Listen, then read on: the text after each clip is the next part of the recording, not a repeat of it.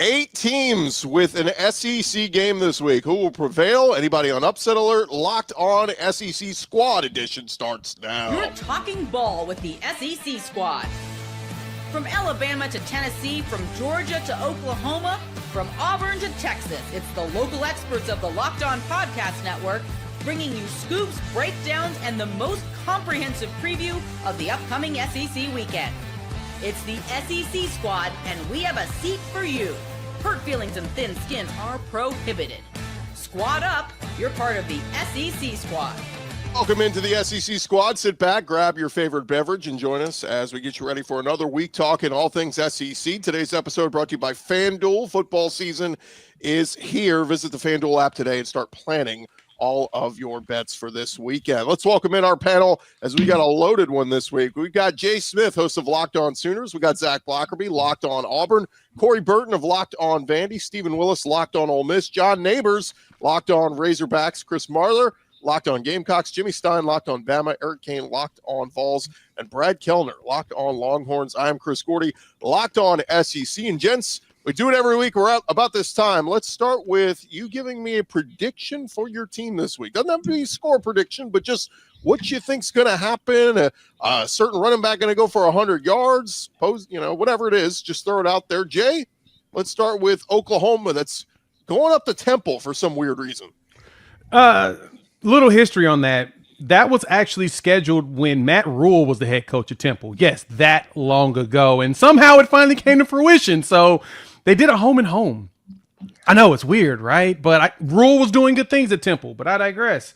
For us, I think in this game, we'll finally get a 100-yard runner because we haven't had one yet. I think we'll probably do that this game. I'll go even further and say it's John Mateer as the 100-yard runner. Let's see. Zach Blackerby, give me a prediction for Auburn playing South Alabama, really testing themselves this early.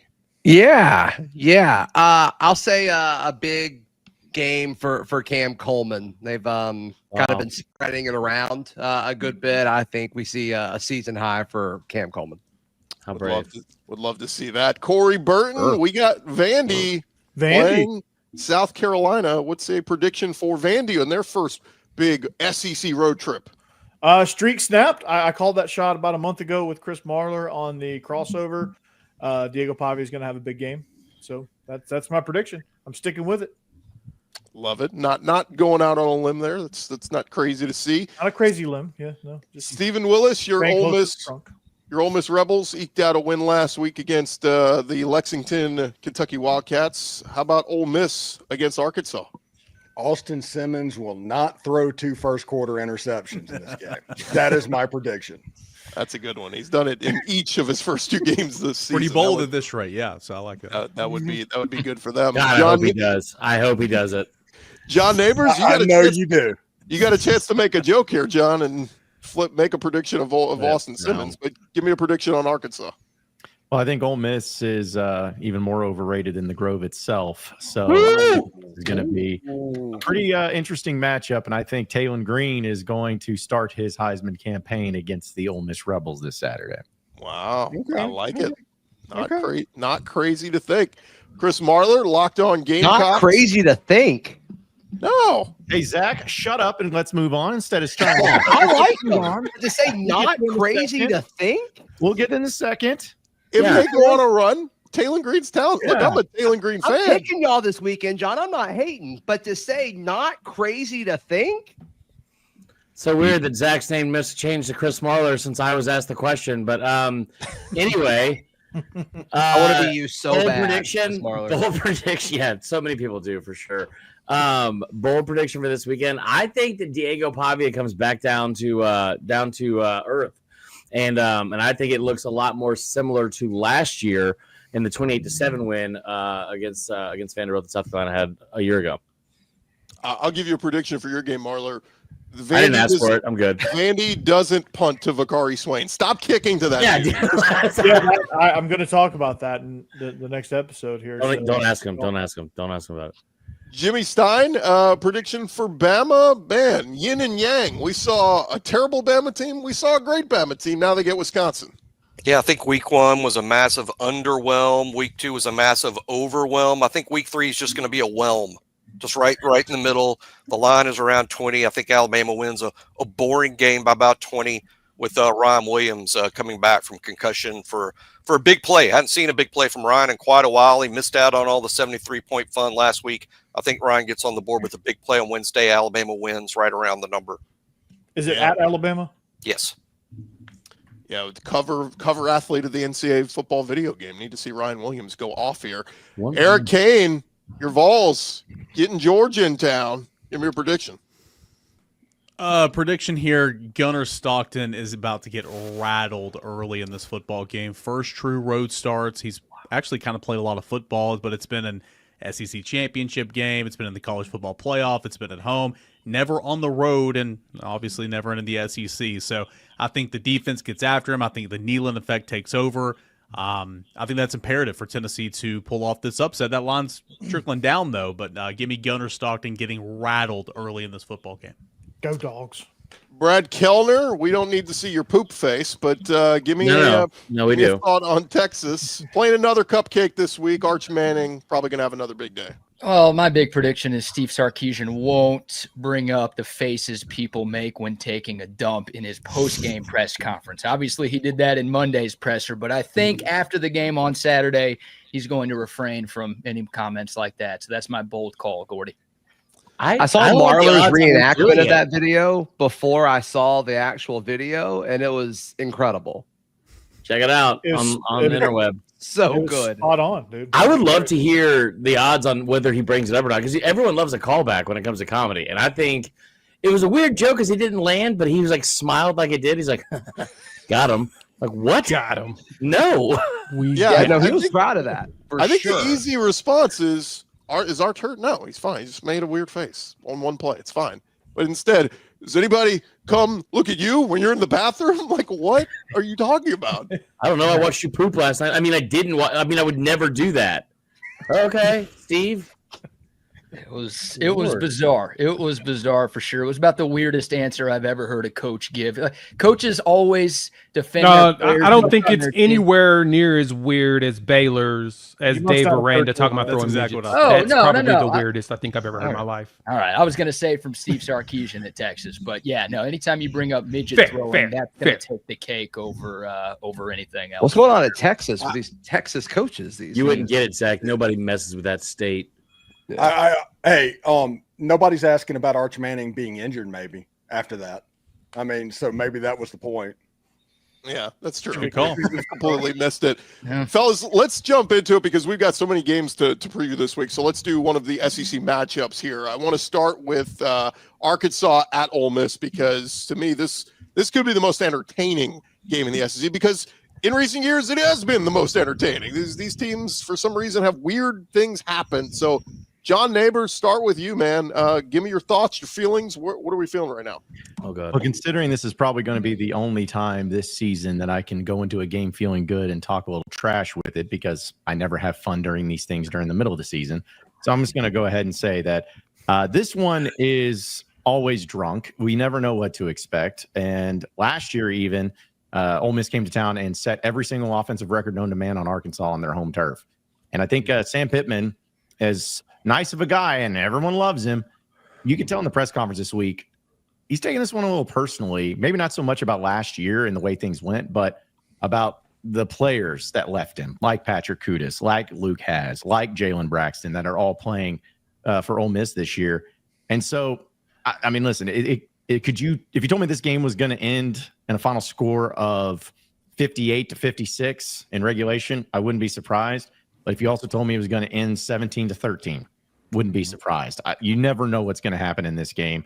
But what I do know is that Arkansas's offense is going really well right now. I know they haven't played high-level competition, but all things considered of what previous years have gone for Sam Pittman in these non-conference games against lesser opponents, you got to feel at least a little bit good about the Razorbacks. And to me, if they win this game, it really gets everybody on board to maybe think this is a good season. But if they lose this game, then I think people are just going to be, hey, you are who we thought you were. It is a road game, Vaught-Hemingway Stadium. Steven, what's the vibe on the Ole Miss side?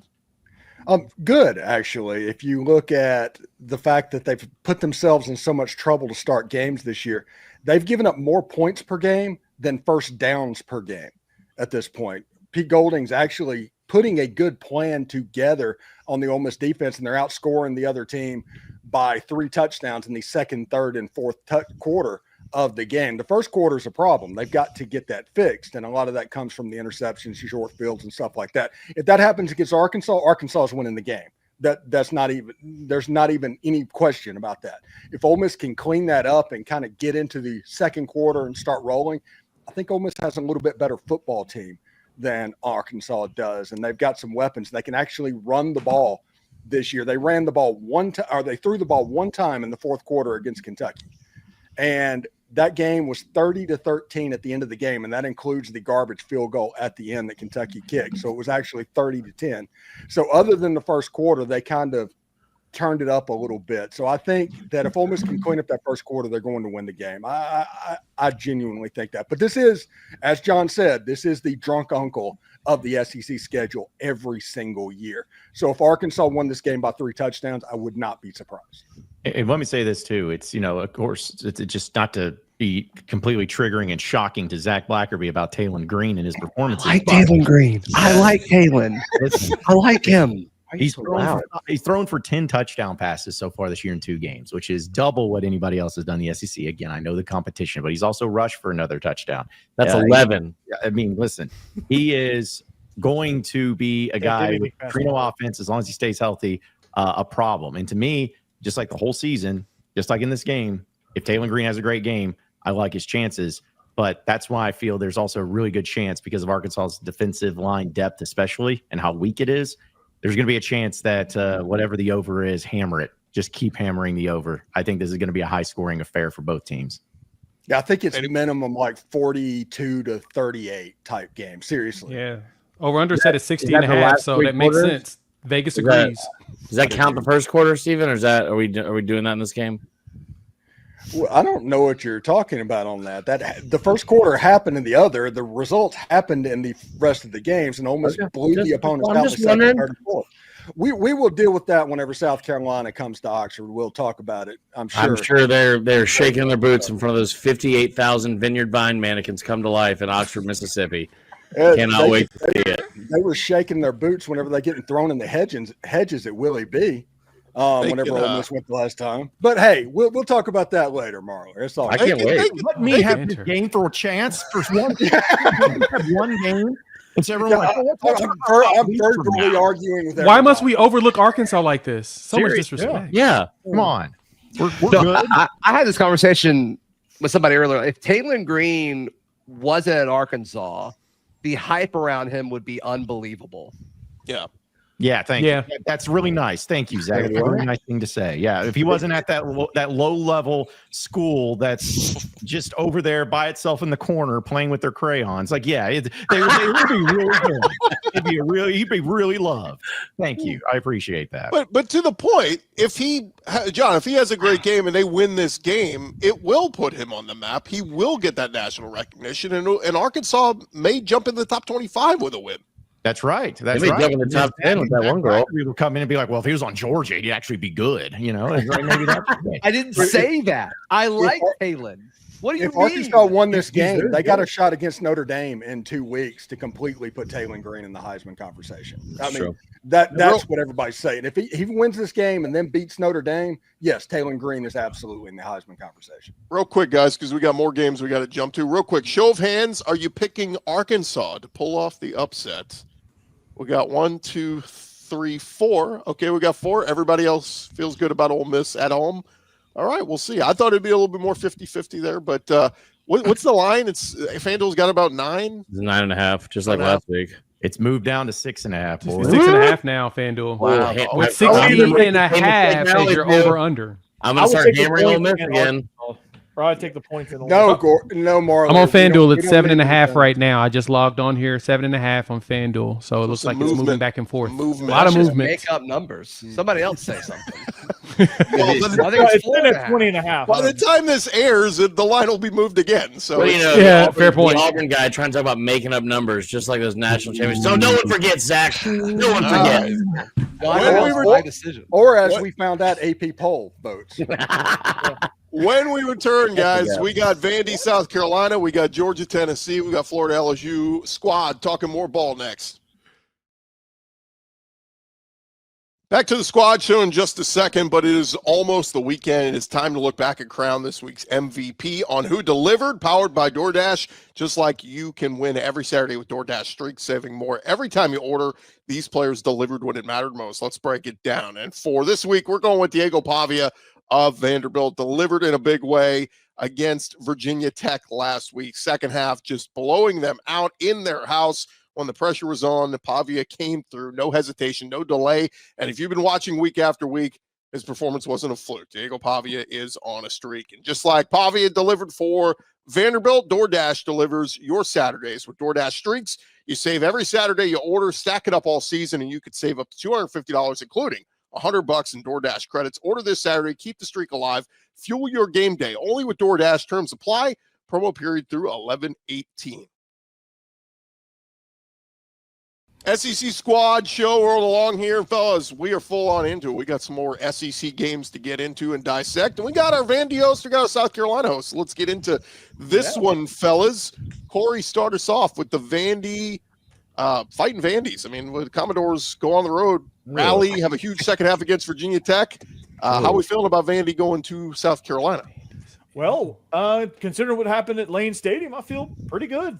The physicality that Vandy brings is top notch. It's there. The run game is electric. The defense will flat get after you. I think they've kind of figured out a little bit of themselves and how they want to play against quarterbacks of the Kyron Drones, Lenora Sellers type of style, where they're athletic, they can throw, they can do everything that you want them to do. They've got a good plan. They've got a good offensive plan. I feel really good about what this game is going to offer. I really feel good about the chances. I called my shot a month ago. I'm gonna stay with it though. I think this is gonna be a really good game. The streak's got to end at some point, and it usually ends in a way that no one expects. Marler, what say you? Just like Eric's pants, the streaks are never going to come to an end. Sorry, Eric. Zach told me to say that. I love you. Catching straight. I'm just sitting here not even saying a word, man. What the hell? Zach told me to do it. Zach told me to do it. Listen. Sorry, Zach. I should have said anything. Let's just start the show over real quick, if you don't mind. Listen, all streaks come to an end. Maybe what I should have said was just like Eric saw in 2022 in Neyland. But I would also that would have been better. I also say my daughter and Corgi is in front of me right now, so I'm not going to address what I want to address, which is you just comparing Kyron Drones to Lenora Sellers because style, not ability, style, the way they play. Either way, I'm gonna make sure I talk about that for a lot this week because I get what you're saying. I also think that Vandy is a lot better than people thought. They've got a really good defense. I said this all day on Sunday. Good teams and good coaches do one thing a lot of the times consistently, and that's make adjustments at halftime. Vandy not just came out and outscored that team by 34 points in the second half. Steven, you love a half versus a full game. 34-0 in the second half. 34-0 in the second half. But more importantly, forced them to only have 21 total yards of offense, had the ball for 22 of the final 30 minutes. It's a really good team. I think that you're going to have to figure out ways to make Diego Pavia make mistakes, and he does not do that a ton. So I think the home field advantage is going to be a really, really big part of this game. But I think it's going to be. I think this is the best game of the weekend. Georgia, Tennessee, historically best game on the slate. Like LSU, Florida, another incredibly drunk game, just like we see with Arkansas, Ole Miss. There's some really good old school SEC games here on the slate. But I think the most evenly contested game is going to be Vandy and South Carolina. It's going to be really good. Can I bring this up? Crossover is going to be lit, by the way. I'm going to bring this up real quick before the rest of you guys jump in. Can we talk about role reversal, just like stats that blow the mind? I know we're only 2 weeks in, but South Carolina rushing offense ranks 101st in the country, passing offense 104th. Vanderbilt is 27th in rushing offense and 46th in passing offense. The mind blown there that Vandy has had the better offensive showing so far than South Carolina. Did you see South Carolina run the football the last couple of years? We're talking about this season, Marler. Right. I mean, yeah, we said roll reversals. Yeah, that's fair. Sure. Yes. They've struggled, and the struggle with the offensive line has not changed, and that is a major concern. At some point, I'm just going to say, everyone's starting to say it. I think you're going to start seeing it at some point. But Lonnie Teasley is the OL coach. I think he's going to end up taking a backseat to Sean Elliott, and then Sean Elliott's going to take that over because there's no improvement. There's just been no improvement. I know you guys love offensive line and tight ends coach talk, so that's why I brought it up. But I mean, John especially. But yeah, it's bad. I'm going to leave. I got to go. Yeah. They talk about how styles make fights. This game is an absolute of styles make fights. You've got the tempo slowed down with the Vanderbilt Commodores. I think South Carolina is going to try and go quickly against Virginia Tech, their best series when they were running tempo. I think whoever can impose their will on the other team is going to end up winning this game. And same with Virginia Tech. Their best series against Vanderbilt was early on when they went tempo and they drove when they went off the opening kickoff. They had some good tempo. They had some good rhythm. I think if Lenore Sellers can get into that type of rhythm, he's going to be really tough to stop. And if Vandy lets him run, it gives him lanes to run, if the rush gets to him and he has a little avenue to sneak out there and pick up some yards, he will be dangerous. If you give him time to throw, he will be dangerous. So Vandy has to cut all of that out. They have to eliminate all of that space, and they have to make sure they hit him repeatedly if they can. That's rude. It's going to be interesting to see this one, because think of the narratives that come out of this. If South Carolina wins, a lot of people have them pinned as a potential playoff team. Lenore Sellers, potential Heisman candidate. Well, on the other side, if Vandy wins, we're going, Vandy get to Atlanta? Like Diego Pavia? Like, are they that good? Who's doing that? You got to. Keep going. I mean, after what we saw from Vanderbilt last season, you can't just discount them. If they go out there and win some big games, they're going to be in some conversations. People are going to begin the hype train. You know what I love about this more than anything is that all of the talk on this game this week has, like, because of the game last week especially, and I think like it was a great win for Vandy. I think Vandy's a good team. All the talk has now become they're still an underdog, but it doesn't feel that way a lot. Like it's almost like this is like the what's the word I'm looking for, Eric? You know words better than I do. Come on. Not fancy pick. You're not gonna help me out. I don't know why I asked you to. Popular. I don't know the word I'm looking for. It's probably a really big word. That's why. Darling. They're like everyone's favorite pick right now for an upset this weekend. God, I explained that poorly. Man, this is a guy who talks for a living. Can you imagine? That was really bad. John always did that. That was really bad. I'm about to drop. Hey, But y'all do have a common opponent, so that is where that conversation's coming in. You got a common opponent, and Vanderbilt went on the road and beat the dog out of them. So made him quit. I mean, my main point is what you just did, which is that everyone keeps talking about Vanderbilt when it comes to this matchup, and there's way less talk about South Carolina, who is more talented and has the best player arguably in the country because of how he looked in a 2.5-hour rain delay game last week against an FCS opponent. And that's fine. I think Vandy's really good. I'm not talking about that game. I'm talking about your shared opponent. I'm basing it on what Vanderbilt was, like Jay said, what Vanderbilt was able to do coming out of the second half, how they were able to take over that game. Like, this is a different team. This is a well-coached team. This is probably the best coach they've been in a really long time, maybe ever. Yeah, if Vandy wins against South Carolina, if Vandy wins against South Carolina, they'll be 5-0 going to Tuscaloosa. Can you imagine? They'll be 6-0 leaving. And Jimmy, that probably scares the hell out of you as a Bama guy. Well, I think teams all across the SEC are going to be very difficult to beat at home. As a matter of fact, on all these SEC games this weekend, I like the home team to win all 4 of those games, and it's going to be extremely difficult for Alabama to win in Columbia, no doubt. So real quick, raise your hand. Are you taking South Carolina to hold serve at home? We got 1, 2, Eric, 3, just because of what I said. 5. Not all just the rest of you because of what taking you said. 5. The other 5 are taking Vandy. Wow. Okay, so that's a 50-50 game. All right, when we come back, guys, You we've would got some appreciate big this. ones. I got a Tennessee fan talking trash in my comments for Vandy. Love Why are it. you guys reading the comments? Well, when we return, It's your skin. Never read the Tennessee, Georgia, LSU, Florida. We'll touch on those next. Back to the squad in just a second, but Mazda, they craft cars for those who do more than simply move. Mazda delivers confidence with every ride, with more IIHS top safety picks awards than anyone else as of August 2025. From footwork to breathwork, athletes, they sweat all the details. Mazda brings the same intention to how they craft every model. You can feel Japanese craftsmanship in every detail, from the metallic accents to available Napa leather upholstery. You can make everyday drives feel like anything but, from smooth handling to intuitive controls. Like our players, we sweat every detail, because when you make every moment count, impossible becomes irrelevant. Mazda, move and be moved. This episode also brought to you by our friends over at FanDuel. And look, the NFL season, we are into it. And FanDuel is making sure you are ready for kickoff in this week's games with a can't-miss offer.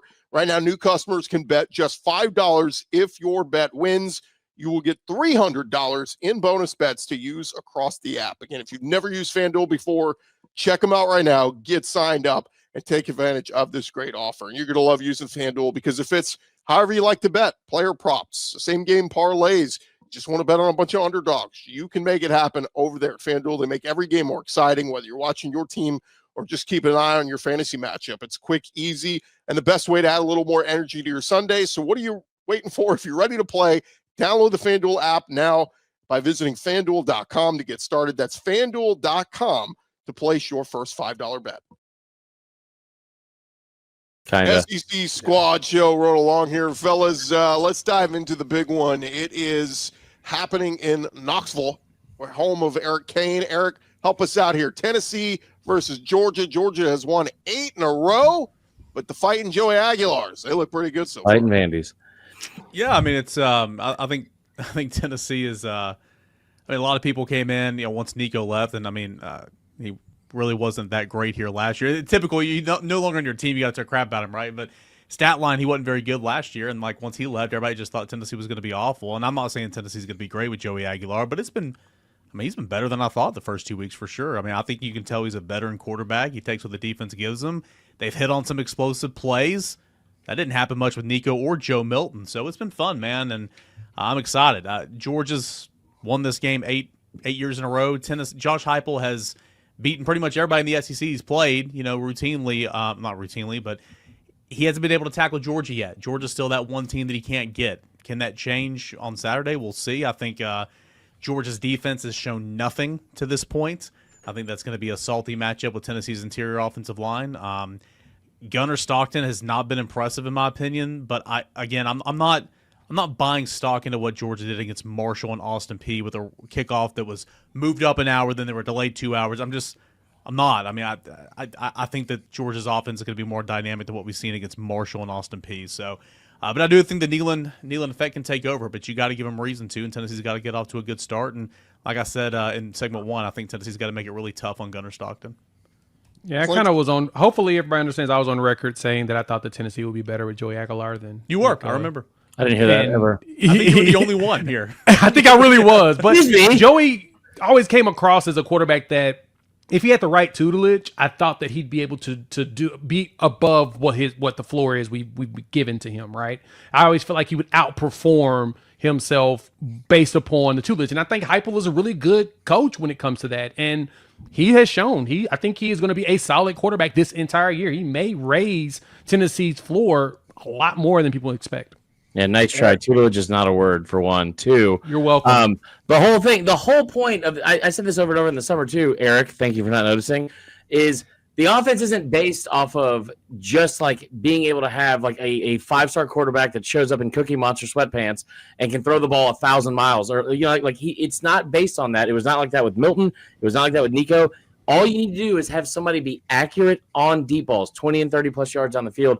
And Aguilar, even without a lot of help from his receivers so far, he's been that. So, yeah, 73-yard bomb to Braylon Staley against Syracuse, a 53-yard touchdown to Mike Matthews against East Tennessee State. Now, I will say that one, it was one of those like, oh, I'm getting pressure. Let me just throw it up to my guy, and he'll come down with it. I mean, against Georgia, KJ Bolden back there, I mean, that's going to be more difficult. But, to your point, I mean, he's – deep ball accuracy was kind of his thing, coming into Tennessee. That was kind of what he was known for a little bit. Yeah.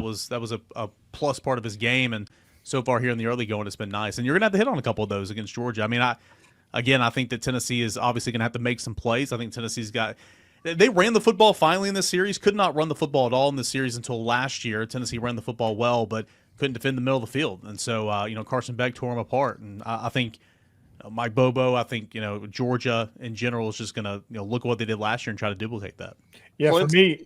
Not here. I was going to say, does anybody want to take the Georgia side of here? Yeah. Who wants to be Clint? Who wants to do a Clint impression? I'll try to do my best. Brandon, let me tell you something. He'll change his mind 5 minutes after he says anything. So I'll do my best. Here we go. say All right. something, and then 5 minutes later, say the total opposite. It'll be fun. So, Eric, I think with these two quarterbacks, I think honestly, this is going to be the chance for them to really. It's going to be a huge test for both of these guys reading these upper. Like I think Tennessee's going to throw a lot at them. I think Georgia's going to throw a lot at Aguilar, and there's going to be a lot of confusion there. I think this is going to be relatively low scoring because of the defenses and how they play against each Yeah, I other. think the under. I like the under. Yeah, I like the under, and both these quarterbacks, it's going to be, who doesn't make that back-breaking mistake, because both quarterbacks are going to make some mistakes. They're going to each one of them are going to turn the ball over. It's going to look rough at times for both quarterbacks. It's going to be which one doesn't make that just a awful back-breaking mistake. I And I trust think too, you. I was talking about this with Gordy earlier. Like in this matchup, man, like Kirby, so good with his corners don't ever get called for PI. Yeah. Like they are so physical, especially playing press man. Tennessee's wide receivers have gotten whipped in this series. We're just whipped. Can that change this year? Can Mike Matthews, who is could play safety in the SEC, is his physicality enough to win some of those battles at the line of scrimmage and go make some plays for Joey Aguilar? In 23 and 24, Tennessee's wide receiver, 22 specifically, Tennessee, great season. It was like 1 versus 3, whatever it was, go down to Athens, and Tillman and Keaton and High, they just couldn't get off the line of scrimmage, right? So that is an individual matchup out on the perimeter that I'm watching because it's been one-sided the last couple of years. It rained that year, which is like really unfair for Tennessee. So And another thing, whenever Lane Kiffin used to go up against Alabama, I always used to say, don't get beat by the numbers on the side of the helmet before you even make a play. Mm-hmm. Tennessee has to worry about the G on the side of the helmet and get through that first. If they can do that, they have the talent to beat Georgia. The big thing, I think, Eric, we talked about this the other day. You and I were talking about it off air when we were getting frozen yogurt the other day, unlike you and Gordy's phone call. And what I was going to say was they've scored first in this game every year under Heupel. 4 straight years, 5 straight years in the series. And then something happens, whether it's adjustments, whatever, they kind of fall apart. Like it happened last time they went to Neyland, broke off a long run, I think, in the first play of the game or something like that. So, Jalen Wright. yeah, so they just need to figure out how to be more consistent. Like you don't even need them to score first.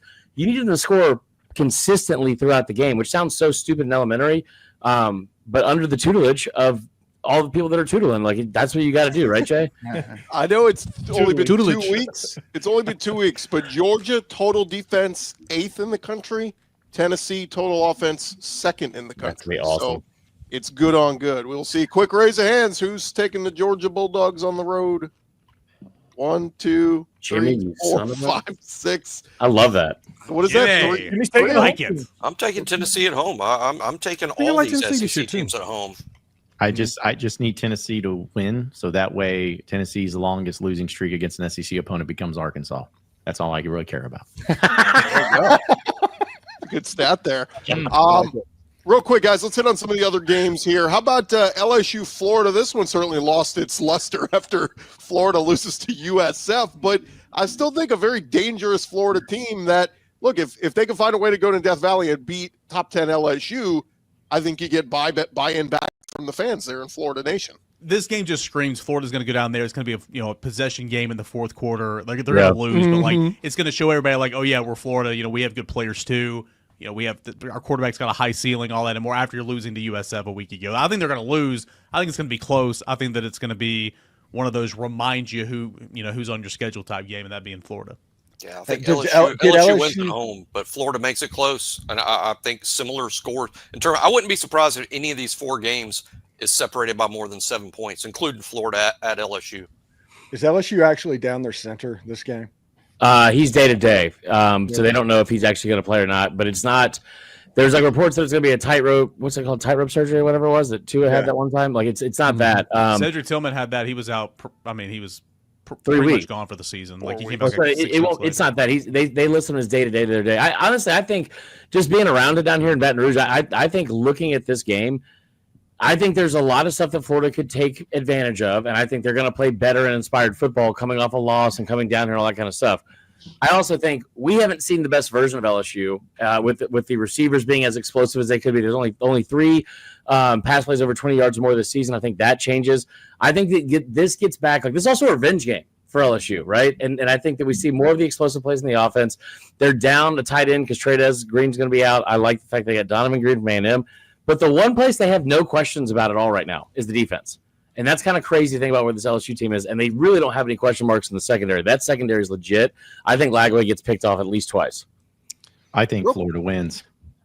Wow. John, shut up. Just shut up.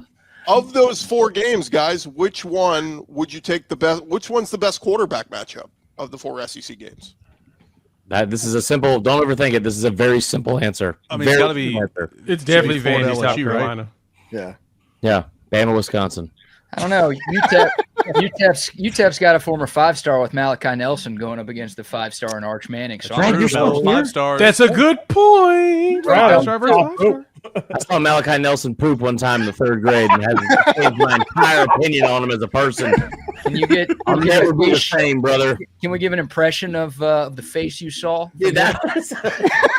I don't know. I don't sit here and watch Malachi You show the Nelson strain. sit down to pee. No, what? Sark, what? Oh, he sits to pee now too. It's way more convenient and healthy for you, okay?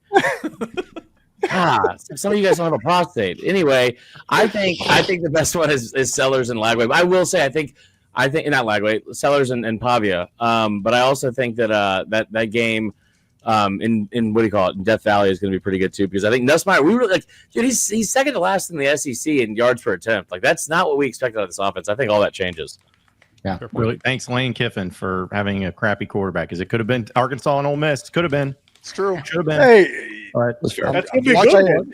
I watched the Giants the other day. The light Jack has to Doyle- come on. It has to come was on. doing nothing. He, could have played in this game. What about the other big game, guys? We didn't even touch on. It's Texas A&M at Notre Dame. Oh yeah. Does Oh, anybody? We haven't, have we? Does anybody have vibes in this one? Are you look? The Irish looked Wait. okay, but Catholics versus the Colt. Texas A&M is in the conference. Oh, I always forget about shut that. up, Jay. Oklahoma just got y'all going to 10. As a long-standing member of the SEC, I refute your claims and your disrespect for us as a blue blood. I digress, though. It is going to be interesting to see Notre Dame coming off a bye week. Did y'all see that one of the AP voters left them off of their ballot last week, forgot, and put them back on this week? I thought that At was 8. quite hilarious. At 8. Hey, let's lay off the AP poll, the non-ball knowers poll. I will leave him alone. But I do think that's going to be an interesting one. I think A&M actually pulls this off. I don't know why. This It is a game feels that Texas dumb. A&M has to win. This is It a feels like game a that dumb A&M game. has to win. I like If they A&M wanna too. get I past think, the I, eight think, and I think four they'll win. narrative. I think it'll be tight, but they'll win. I really don't want them to win, because I just feel like no matter what, because I'm going to make this about Arkansas, because I always do, because none of y'all will. So I need them to lose, so that way Arkansas has a better chance, because I don't think they beat both Arkansas and A&M. I don't think they beat both SEC teams, but they lose one of them, and I just don't want it to be Arkansas, because that's a home game at 11 a.m. and we need this. So If Texas A&M wins, you guys probably shouldn't even play the game. Yeah. You know, that's what just sucks. I'd Call just it. for the tailgate, man. John, I like the optimistic version of you. I like it. Yeah, you not frowning. It's like what a world of That change. smile I just love warms this. my face. It Week warms my life. 3. That's why. Like I have nothing to be mad about right now. But trust You'll me, find don't be something. quick. I mean, listen, I go with the flow of everything, but I'm feeling good right now. But here's the thing: you like optimistic. You don't want cocky. You don't want confident. 'Cause I'm going to make you all miserable. I'm going to make it miserable. Not Miserable make me you are miserable, now. though. John in the Ryan Mallett days, he was insufferable. So Rest in peace, man. the 2 years. just Hey, listen, we had Darren McFadden. McFadden. You ever heard of him? Yeah, he was. Oh, yeah. pretty good. Felix Jones. Yeah. So we had some And years. we got lured a Tulsa boy there. Yeah, we Actually, can't play that.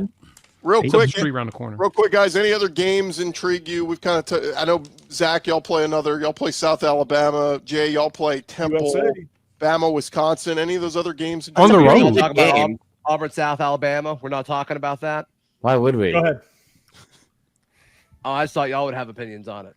No, nobody It's cares. USA. That's what it is. If it was Okay. North USA. Alabama, then come Jags. find me, Zach. If it was North Alabama, come find me. But We're from South North Alabama, Alabama, too. I don't think so, brother. Come on now. That's a good Jaguars. point, Marler. That's a good I will point. say that Jags, no. you cheering for a team that's playing USA says a lot about you, not the rest of it. Ooh, good Yeah. point. Zach, Good point. friend of ISIS. Here we go. Again, we have to beat the allegation. Every year we do this with you. Yeah, the By the way- Mississippi State person isn't even here, and they actually had people try to join. Yeah. Hey, they get Alcorn State. They'll win that one. Mississippi State will be 3-0. Watch Don't out. jinx it. Don't jinx it. What was their over under? 2.5. Or was it 4? I think it was 4.5 No. or 3.5. It's somewhere around there. They're going to smash the over. They're going to get somebody in the SEC. I think there's a good chance they start 4-0 and then finish 0-8. Yeah, I don't disagree with that. They were 3.5. Jimmy They were Neighbors. 3.5. So 4's Oh, over. man. Yeah, We're halfway there. Jimmy's Yeah. a savage. yeah. Off the top rope. That wouldn't- Vanderbilt was 4.5, so there's a chance both of those could go over. That'd be amazing. Vanderbilt hit the over last year. Wasn't much. Speaking of 3.5, probably about time to head on out of here, boys, huh? Well, hey, I just want to say, if Corey can get it to 5-0 for Vanderbilt, it would be hilarious if he is like the guest of honor on the Amazon College Football Kickoff Hey, show let's make it happen. talking about the Let's Alabama. get in. That would be amazing. You've been on the show the last 2 weeks, Corey. Needs to dress like the Vandy Pimp guy on SEC Shorts on that What show. is that? Steven's been on there the last 2 weeks. Yeah, Brad. well, this is my debut this week, I think. I don't know. Hey, as we wrap up, Brad, say something. You didn't say enough today. I'm just watching y'all's face to make sure I'm scouting for next time you guys take a dump. You know, this is what we do around Austin now. So if you guys want to send me some pictures after the show, I will take them for Sark. Actually, Brian, I got to no get one out of here sent and me take one of pictures, these, brother. Am I right? Am I right? You get it? Yeah, it means number 2 right there. We will leave it there, Jets. Thanks for making the SEC squad your go-to every week. And hey, remember to follow and subscribe to your favorite SEC show, and we'll have you covered talking all of our teams throughout the rest of the season. Hey, be sure to check out Locked On and Fire TV with the college football preview show every Thursday right there on Fire TV. I'm Chris Gordy for the SEC squad. We'll talk to you guys next week. Jackson Arnold forever.